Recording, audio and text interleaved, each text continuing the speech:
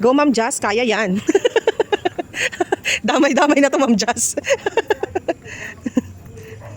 O, damay-damay na to, sir. Wala nang uwian to. Dito tayo sa turnover. Lakasing ilaw dito sa ating turnover unit paggabi. So, itong ating mga buyer, mga busy po sila, kaya ginabi na talaga. Galing pa sila ng trabaho nila. Masilayan lang ang ating 4PH program na si Pasinaya Homes.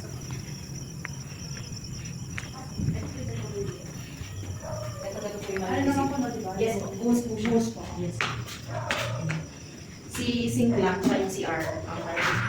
Yes, yes, one per ganyan. Half lang. Ayan. 2 meters po. Yes, po. Maganda sir yung CR.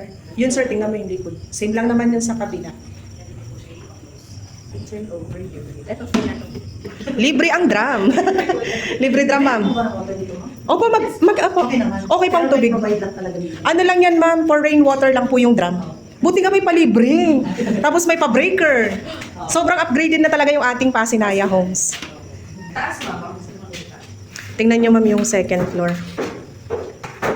Ano? So yan, ma'am, provision for 2 bedroom ang ating second floor. At meron na naka-ready for partition. Ito po. Lalagyan nyo na lang ito ng ano, ma'am. Ito, oh. O yan, meron na rin po. Yes po, meron na po yan sa turnover.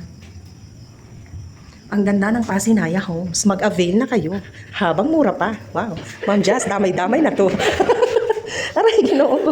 Hala, sa ngalan ng 4PH, go lang tayo. Habang po. Habang mura pa.